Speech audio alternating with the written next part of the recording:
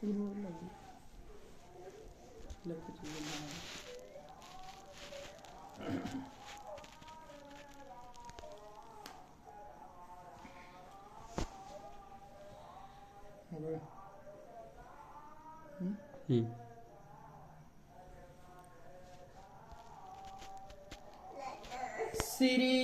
गणेशाय नमः।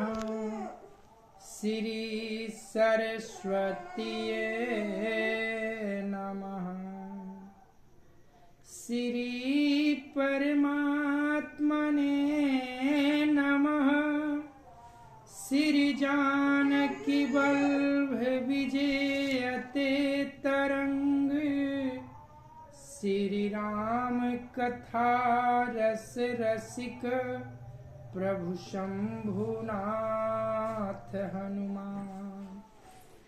प्रेम सहित आसन धरहूँ सुनहु कथा करुगान। सिया बर रामचंद्र की जय।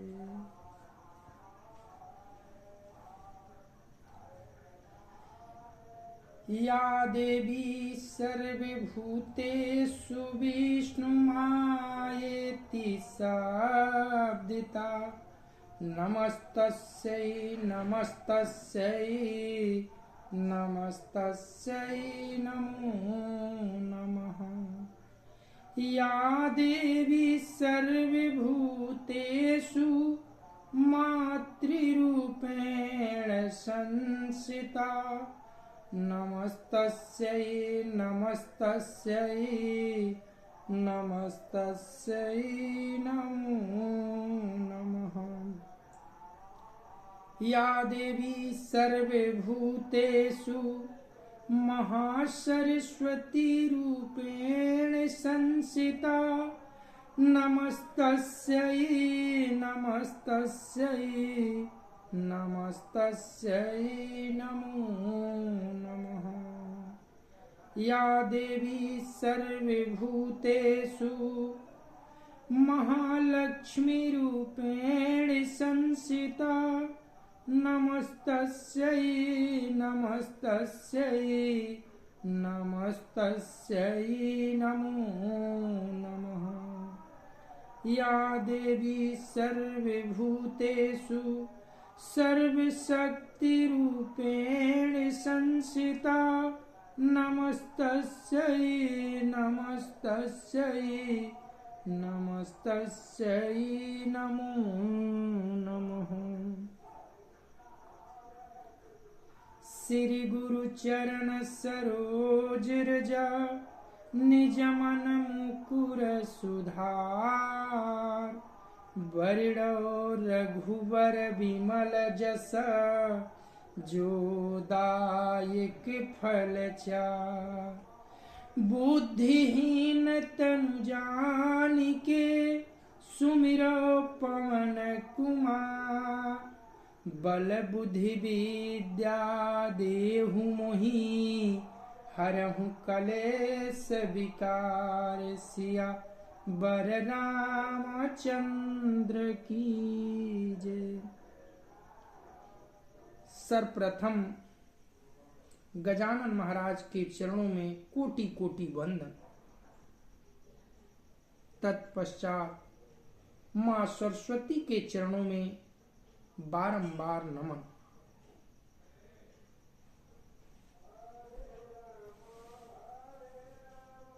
आज का प्रसंग है,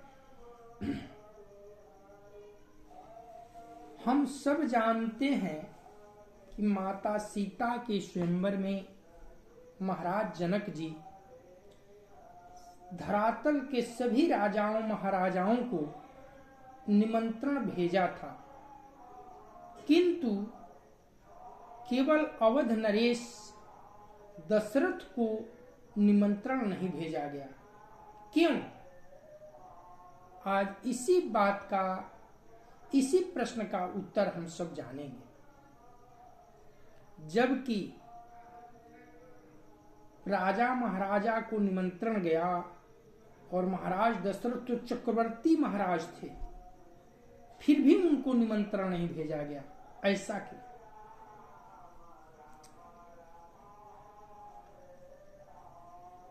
एक बार की बात है कि महाराज जनक और शनि देव का देवलोक की सभा में सत्संग भया। उस सत्संग में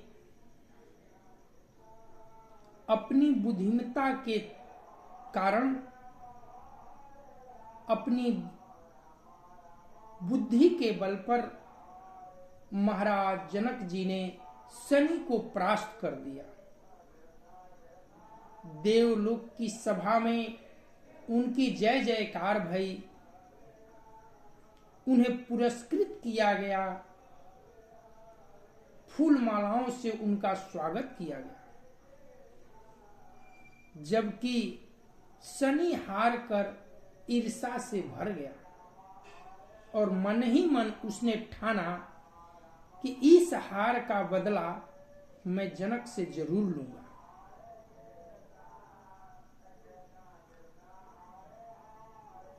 शनि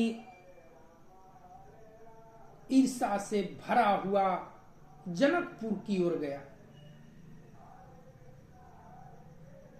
और जनकपुर में एक पुष्प वाटिका थी जो जनक जी को बड़ी प्राणों से भी प्यारी थी।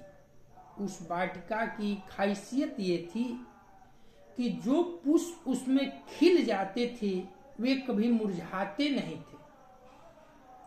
फूलों से हरा भरा वो पुष्प वाटिका हमेशा खिलखिलाता रहता था।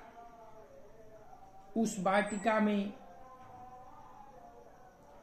देवलोक से अप्सराएं फूल लेने के लिए प्रतिदिन आया करती थी और वाटिका से फूल लेकर देवलोक में प्रतिदिन जाती थी। यही कारण था कि महाराज जनक जी ने उस वाटिका में पुरुष प्रवेश वर्जित कर दिया। पुरुषों का प्रवेश निषेध था, केवल नारी प्रवेश ही था। जब उस वाटिका को शनि ने देखा कि ये जनक का सबसे प्यारा पुष्प वाटिका है, क्यों न इसी को जलाकर राख कर दूं, और इस विचार से, ईर्ष्या से अपनी कुदृष्टि उस वाटिका पर डाली और उसकी दृष्टि पड़ते ही वह पुष्प वाटिका थी जो जल कर राख हो गई, कोयला हो। ये संदेश जब महाराज जनक जी को मिला तो दुख से भर गए, लेकिन करते क्या? चिंता में अन्न जल छोड़कर बीमार हो गए।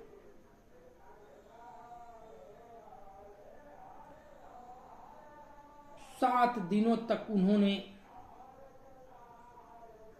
अन्न जल ग्रहण नहीं किया।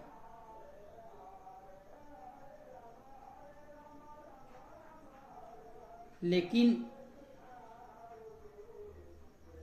ये सत्य है कि जब कोई राह न मिले, कोई बड़ी उलझन आ जाए, तो बड़े बुजुर्गों का सलाह उचित होता है।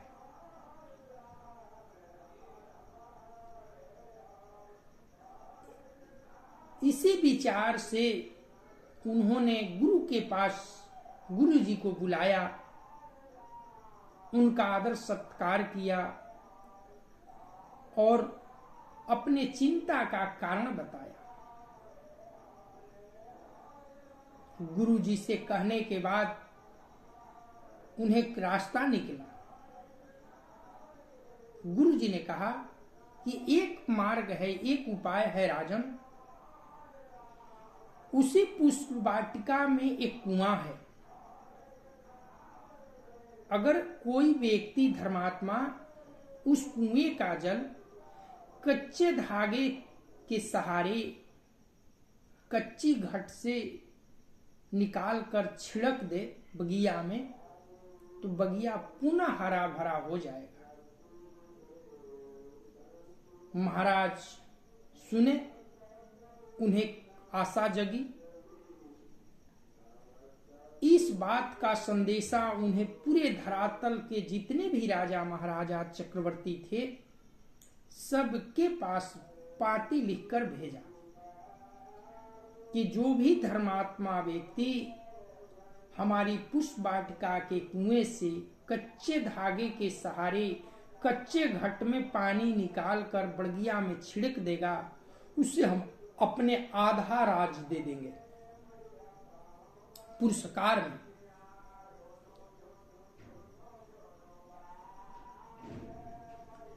ये पाती धावन लेकर अयोध्या नरेश दशरथ के दरबार में भी पहुंचे। महाराज को खबर मिली कि जनकपुर से पाती आई है। मंत्री को कहा कि पाती लेकर शीघ्र मेरे पास आए। मंत्री जी धावनों का आदर सत्कार करते हुए उनसे पाती ली और महाराज को दे दिया। महाराज ने पाती को खोलकर पढ़ा, मंत्री जी ने भी पढ़ा, पढ़कर सुनाया महाराज को। महाराज पढ़े, उसके नीचे जिन जिन राजाओं ने प्रयास किया था हार का सामना किया था, उन सभी राजाओं का नाम लिखा था। महाराज ने देखा कि इस पृथ्वी पर के ऐसे कोई धर्मात्मा राजा का नाम उसमें नहीं था जिन्होंने प्रयास करके हार चुके। वे चिंता में हो गए कि यदि मैं भी जाऊं और मैं भी विफल हो गया तो मेरा नाम भी इन्हीं लिस्ट में आ जाएगा, और नहीं जाता हूं तो हंसाई होगी। महाराज भी चिंता में डूब गए, किसी को नहीं बताया, केवल मन में चिंतित हो गए। जाकर भवन में सो गए, न अन्न खा रहे हैं न जल पी रहे हैं, केवल चिंता में डूबे हुए। 7 दिन बीत गए, किसी को कुछ नहीं बताया। 7 दिन के पश्चात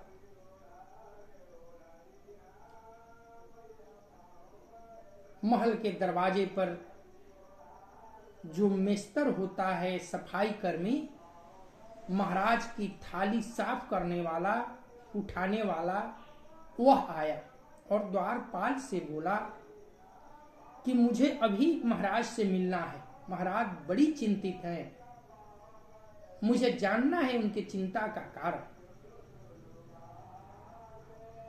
द्वारपाल ने ये खबर अंदर भेजवाई। महाराज सुने, कहे कि ठीक है, शीघ्र उसको बुलाओ। अंदर गया मिस्टर और हाथ जोड़कर महाराज से बोला, हे अन्नदाता, आप कौन सी चिंता में बुड़े हुए हैं?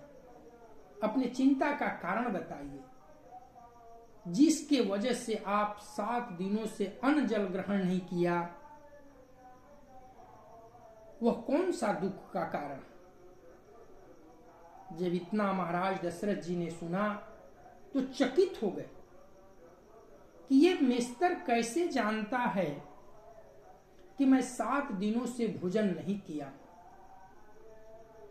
जबकि मैंने कौशल्या को भी नहीं बताया, उसे भी नहीं पता, फिर भी यह मेस्तर को कैसे पता हो?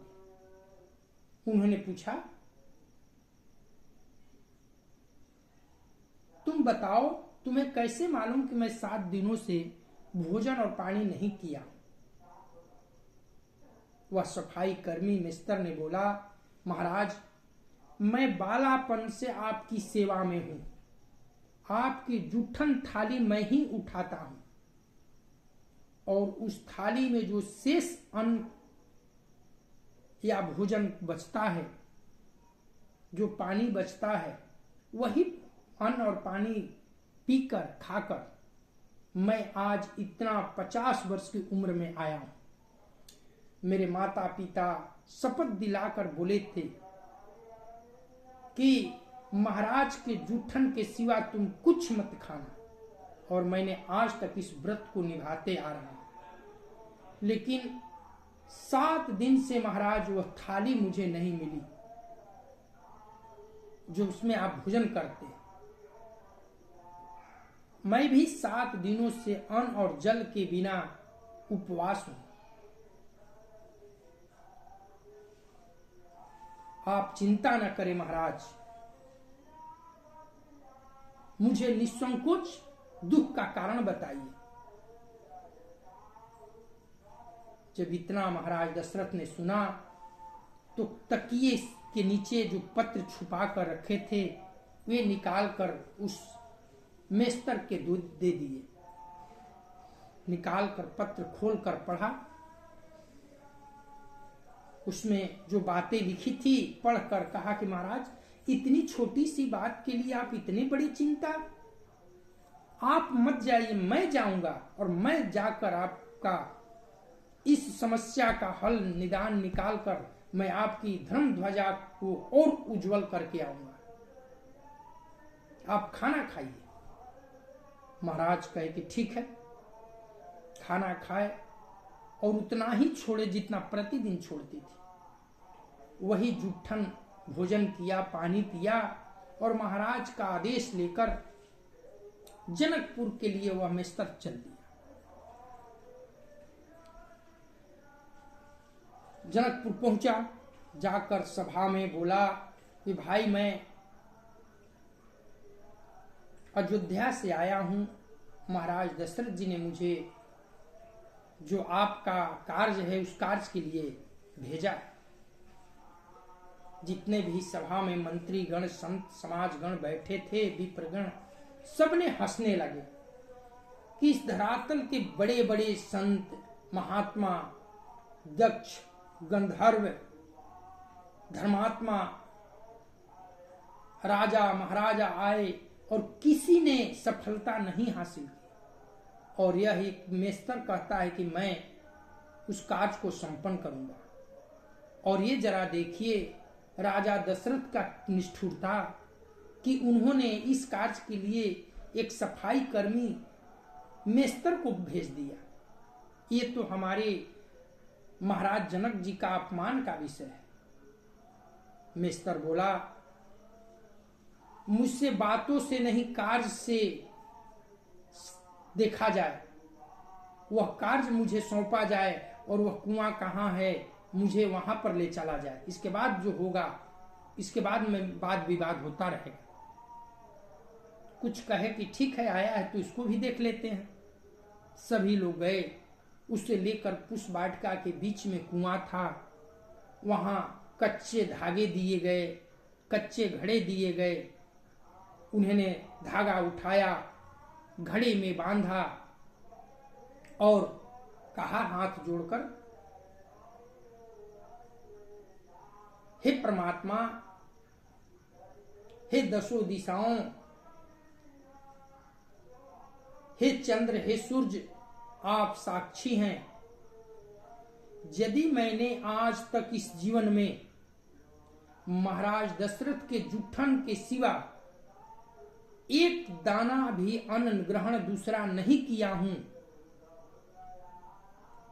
तो मेरे धर्म के अनुसार इस घड़े में जल आना चाहिए। अगर मैं सच में इस व्रत का पालन कर रहा हूं तो ऐसे कहकर झट दिन घड़ा को कुएं में ढीला,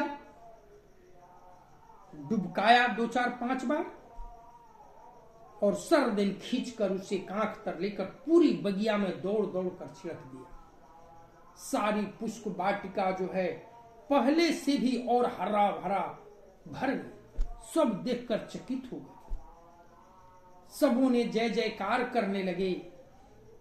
धन्य है वह अयोध्या नगरी जहां का मेस्तर में इतनी धर्मात्मा गुण मौजूद है। फिर वहां के लोगों की, वहां के महाराज की धर्म के बारे में कितनी बड़ाई की जाए। फिर भी जनक जी ने कहा, मैं जानता हूं, मैं और महाराज दशरथ दो ही इस धरातल पर हम सब हैं जो कि देवलोक में जा सकते हैं। प्रतिदिन देवलोक में जाया करते थे, देव की सभा में जब इच्छा होती थी जाते थे, जब इच्छा होती आ जाते थे। और उस पर भी महाराज दशरथ की इतनी ख्याति थी कि जब महाराज दशरथ इंद्र की सभा में जाते थे तो स्वयं इंद्र उठकर उनका स्वागत करते थे और अपने सिंहासन का अर्धभाग खाली कर उन्हें आसीन आरूढ़ कराते थे, बैठाते थे। इतनी ख्याति थी महाराज दशरथ की। ये जानकर बड़ी खुशी हुई और उनका कार्य संपन्न हुआ। जय जयकार होने लगे कि धन्य है अयोध्या नगरी और अयोध्या के लोग। एक प्रसंग ये कहता है, इसी वजह से जब धनुष जब होने वाला रहा तो महाराज जनक जी के हृदय में ये बात आई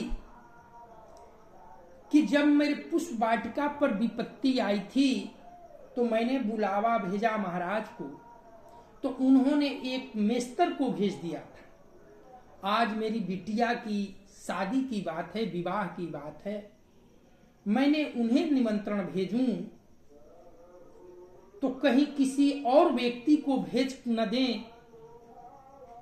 वहां का हर व्यक्ति बलिष्ठ बलवान धर्मात्मा है, काज तो संपन्न कर देगा, तो मेरी बिटिया का शादी किसी और से करना पड़ जाएगा। इस वजह से भी उन्होंने सारे धरातल के राजाओं महाराजाओं को पत्र लिखा, केवल चक्रवर्ती सम्राट दशरथ को नहीं बुलाया। ये एक कारण और ये एक प्रसंग का। दूसरा प्रसंग ये है,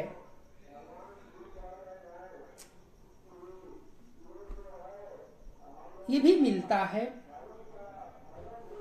रामचरितमानस में नहीं है, अलग पुस्तकों की हटकर अध्ययन में ये बातें निकलती है कि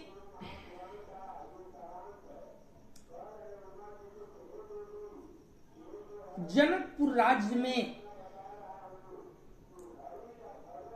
एक किसान जो था सज धज कर पहली बार अपनी ससुराल जा रहा था।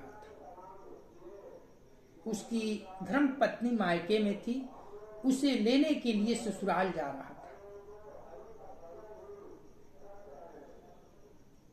ऐसे भी स्वाभाविक है, जो लोग ससुराल गमन करते हैं पूरी सज धज कर एंट पेंट डेंट मार कर जाते हैं। ठीक उसी तरह से वो किसान भी अपना रूप संवार कर यात्रा पर निकला। बीच रास्ते में एक नाला था और उस नाले के बीच भाग में एक गैया फंसी हुई थी, कीचड़ में फंसी हुई थी। उसका इतना सा अंग जो है कीचड़ में समाहित हो गया था, केवल अब मुंह भर दिखाई दे रहा था। अब कुछ ही देर में लगता था कि मर जाए। यह व्यक्ति जब वहां पहुंचा तो देखा कि मैं नाला पार करूंगा कैसे, कपड़े भी दूसरा नहीं, एक ही कपड़ा पहना हूं जो शरीर पर है, मुझे जाना भी जरूरी है, नाला पार भी नहीं कर सकता हूं। और ये उसके मन में ये विचार आया कि गैया तो अब मरेगी ही तुरंत, ये तो निकल पाएगी नहीं, तो क्यों न इस पर पैर रखकर इसके साथ इसी पर चढ़कर मैं पार हो जाऊं। और वह ऐसा ही किया। वह उस नैया के गैया के ऊपर पांव रखा, उसके पांव से गैया और धस गई और उसी क्षण उसका प्राण अंत हो गया। यह फिर दूसरा पैर दूसरे छोर पर रखकर पार हो गया। गैया का मृत्यु होने से पहले इस किसान को श्राप दी कि जा, तू जिसे देखने जा रहा है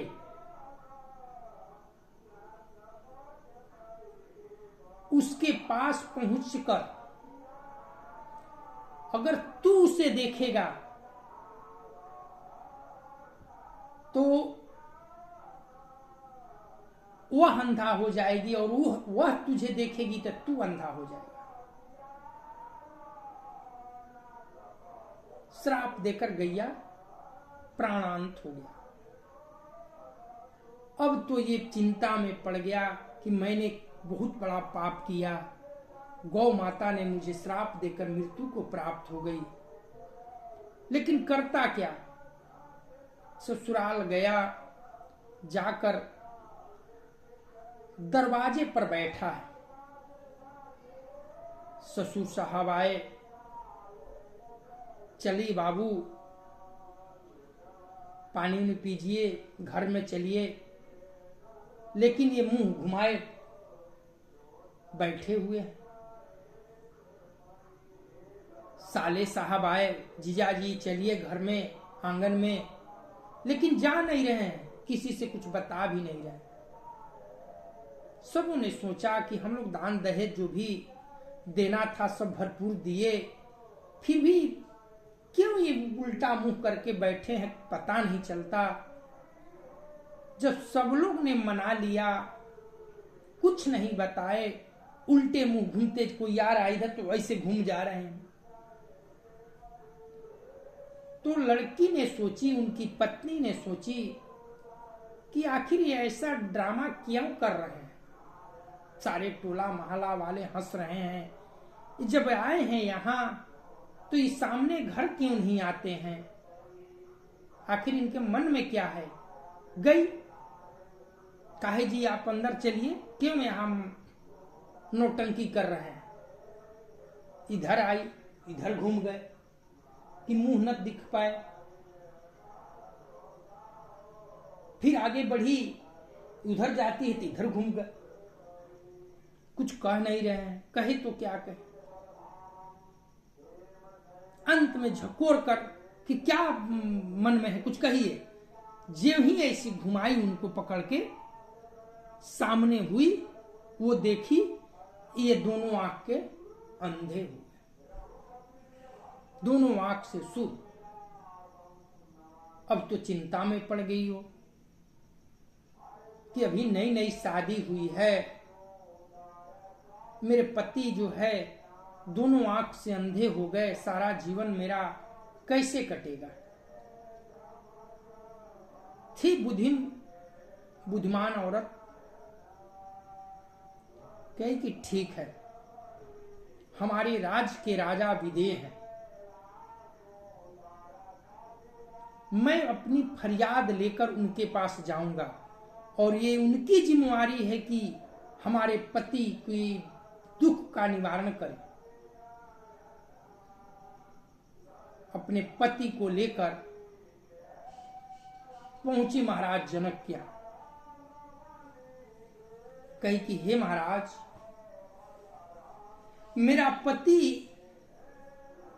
एक गैया के श्राप से श्रापित होकर अंधे हो गए, इसका कोई तो उपाय होगा।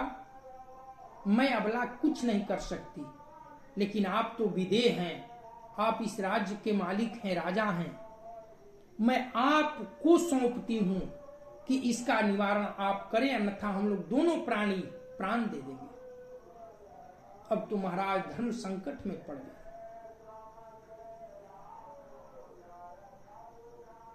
कहे कि ठीक है, राजा का कर्तव्य होता है प्रजा के दुख का निवारण करना। उन्होंने इस धरती के जितने भी धर्मात्मा पुरुष थे, राजा महाराजा, दक्ष, गंधर्व, संत, सबको खबर दिए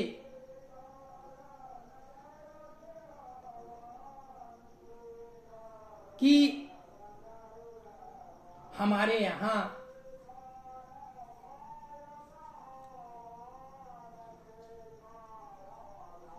भाई एक किसान जो है श्रापित है, वो श्राप से मुक्त कैसे होगा, इसके लिए कोई उपाय बताए।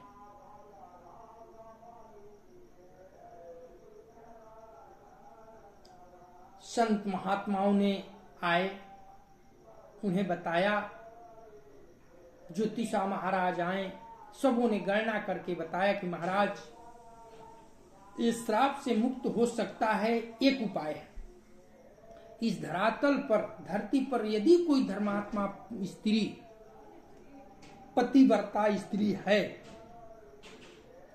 यदि वह चलनी में जल को लावे और उस जल को इसके आंखों पर छिड़क दे तो इसे पुनः अपने नयन वापस आ जाएंगे।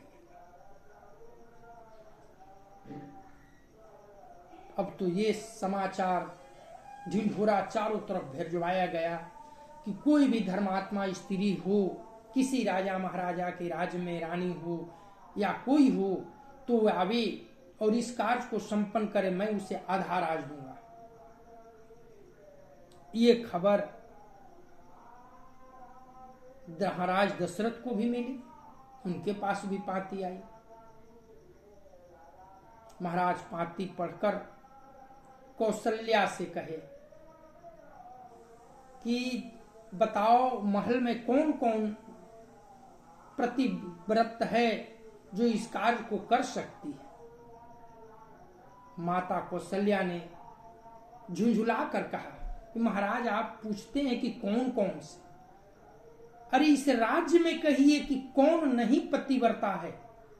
अयोध्या राज्य में सारी स्त्रियां पतिव्रत है। अगर विश्वास न हो तो सफाई करने वाली, एक किसी भी सफाई करने वाली सफाई कर्मी पत्नी को भेज दीजिए, वो जाकर कार्य करके आ जाएगी।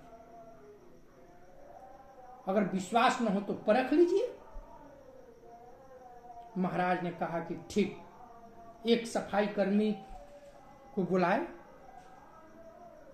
और उसे कहे कि तुम जनकपुर जाओ और ये कार्य करके शीघ्र आओ।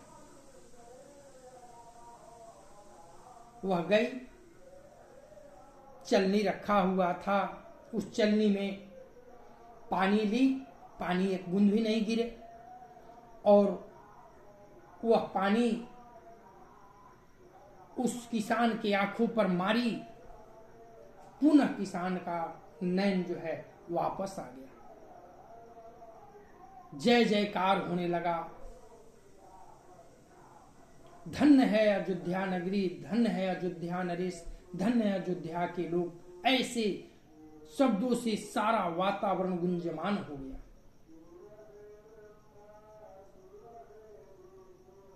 और यही बात सीता स्वयंवर के समय महाराज जनक को याद आई कि मैंने जब उस समय महाराज को बुलाया तो एक सफाई करने वाली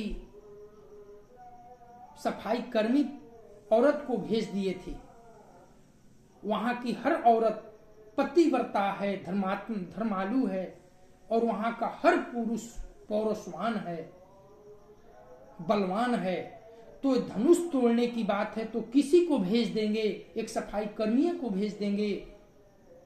अगर वो तोड़ दिया आएगा तो तोड़ ही देगा, तो मेरी बिटिया का शादी करना पड़ेगा उससे।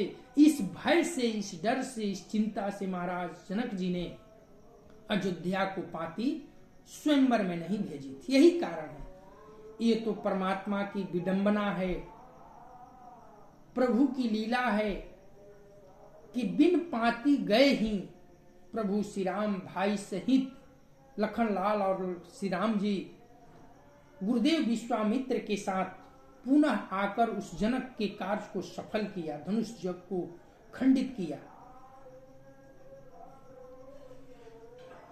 ये दो प्रसंग प्रचलित है। ऐसे लोग नाना प्रकार से कहावतें कहते हैं, लेकिन इन्हीं दो प्रसंगों का वजह है कि महाराज जनक जी ने वहां अयोध्या में बुलावा नहीं भेजा था सीता स्वयंवर। जय जय सीता, जय जय सीता।